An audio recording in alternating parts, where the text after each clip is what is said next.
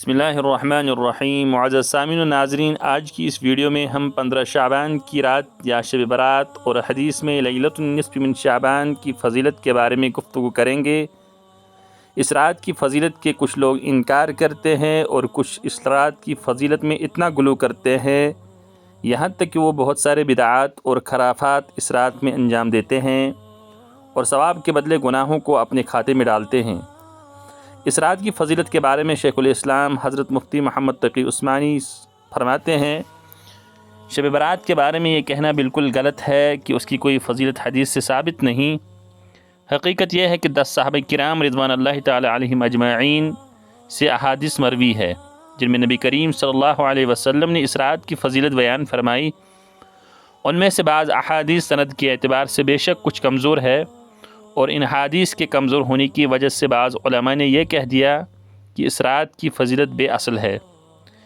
لیکن حضرات محدثین اور فقہا کا یہ فیصلہ ہے کہ اگر ایک روایت سند کے اعتبار سے کمزور ہو لیکن اس کی تائید بہت سی احادیث سے ہو جائے تو اس کی کمزوری دور ہو جاتی ہے۔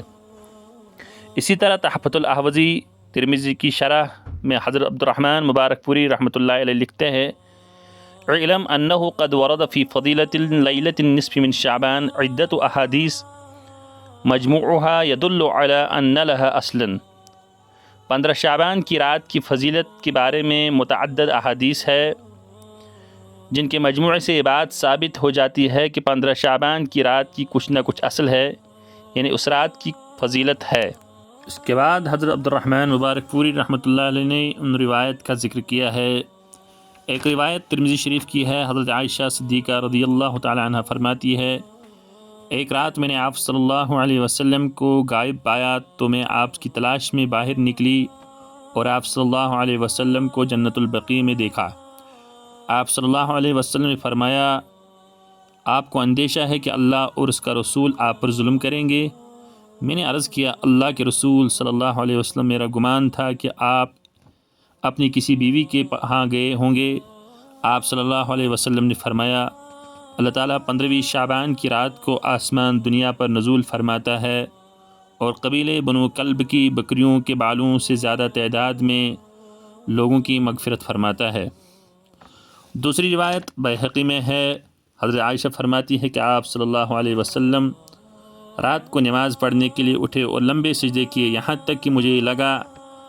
آپ صلی اللہ علیہ وسلم کا روح مبارک قبض کیا گیا، اور میں نے آپ صلی اللہ علیہ وسلم کے انگوٹھے کو حرکت دی تو آپ صلی اللہ علیہ وسلم نے حرکت فرمائی۔ پھر جب آپ صلی اللہ علیہ وسلم نے اپنا سر مبارک سجدے سے اٹھایا اور نماز سے فارغ ہوئے اور فرمایا، اے عائشہ، کیا آپ سمجھتی ہو میں نے آپ پر ظلم کیا؟ حضرت عائشہ نے فرمایا، نہیں یا رسول اللہ، بلکہ مجھے یہ لگا آپ کی روح کو قبض کیا گیا۔ پھر حضور نے فرمایا، اے عائشہ، کیا تم کو معلوم ہے یہ کون سی رات ہے؟ میں نے عرض کیا کہ اللہ اور اس کا رسول زیادہ بہتر جانتے ہیں۔ آپ صلی اللہ علیہ وسلم نے فرمایا، یہ شعبان کی 15ویں رات ہے۔ اس رات اللہ رب العزت اپنے بندوں پر نظر رحمت فرماتا ہے، بخشش چاہنے والوں کو بخش دیتے ہیں، رحم چاہنے والوں پر رحم فرماتا ہے اور بغض رکھنے والوں کو ان کے حال پر چھوڑ دیتا ہے۔ تیسری روایت معجم الکبیر طبرانی میں ہے، حضرت معاذ بن جبل رضی اللہ عنہ روایت کرتے ہیں کہ نبی کریم صلی اللہ علیہ وسلم نے فرمایا، 15ویں شعبان کی رات اللہ رب العزت اپنے بندوں پر نظر رحمت فرماتا ہے اور اپنے تمام بندوں کو معاف فرماتا ہے سوائے مشرک اور بغض رکھنے والے کو۔ چوتھی روایت مسند احمد میں ہے، حضرت عبداللہ بن عمر رضی اللہ عنہ روایت کرتے ہیں کہ اللہ کے نبی صلی اللہ علیہ وسلم نے فرمایا، 15ویں شعبان کی رات اللہ تعالیٰ اپنے بندوں پر نظر رحمت فرماتا ہے اور اپنے بندوں کو معاف فرماتا ہے سوائے 2 آدمیوں کے، ایک آپس میں بغض عداوت رکھنے والوں کو اور دوسرا قاتل کو۔ 5ویں روایت بیہقی میں ہے، کثیر بن مرہ حضرمی نبی کریم صلی اللہ علیہ وسلم سے روایت کرتے ہیں، 15ویں شعبان کی رات اللہ تعالیٰ زمین والوں کی مغفرت کرتا ہے سوائے مشرک کو اور آپس میں ایک دوسرے کے ساتھ بغض رکھنے والوں کو۔ 6ٹھی روایت معجم الکبیر میں ہے، حضرت ابو ثعلبہ روایت کرتے ہیں کہ نبی کریم صلی اللہ علیہ وسلم نے فرمایا، 15ویں شعبان کی رات اللہ تعالیٰ اپنے بندوں پر نظر رحمت فرماتا ہے اور مومنین کی مغفرت کرتا ہے اور کافروں کو ڈیل دیتا ہے اور آپس میں بغض اور حسد رکھنے والوں کو اپنے حال پر چھوڑ دیتا ہے یہاں تک کہ وہ اس کو چھوڑ دے۔ اسی طرح 7ویں روایت سنن ابن ماجہ میں ہے، حضرت علی رضی اللہ تعالیٰ عنہ روایت کرتے ہیں کہ آپ صلی اللہ علیہ وسلم نے فرمایا، جب 15ویں شعبان کی رات ہو تو اس رات کو قیام کرو اور دن کو روزہ رکھو، اور اللہ تعالیٰ غروب آفتاب کے بعد پہلے آسمان پر نزول فرماتا ہے اور آواز دیتا ہے، کیا کوئی مجھ سے بخشش مانگنے والا ہے میں اس کو معاف کر دوں، کیا کوئی رزق طلب کرنے والا ہے میں اس سے رزق دوں، کیا کوئی مصیبت میں مبتلا ہے اور میں اس سے عافیت عطا فرما دوں، اور یہ سلسلہ جاری رہتا ہے یہاں تک کہ فجر طلوع ہوتی ہے۔ ان روایات کو ذکر کرنے کے بعد حضرت عبد الرحمن مبارک پوری رحمۃ اللہ علیہ لکھتے ہیں، فَهَذِهِ الْأَحَادِيثُ بِمَجْمُوعِهَا حُجَّةٌ عَلَى مَنْ زَعَمَ أَنَّهُ لَمْ يَثْبُتْ فِي فَضِيلَةِ لَيْلَةِ النِّصْفِ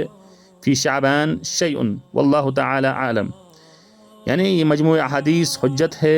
اس پر جو یہ سمجھتا ہے کہ 15ویں شعبان کی رات کی کوئی فضیلت نہیں ہے۔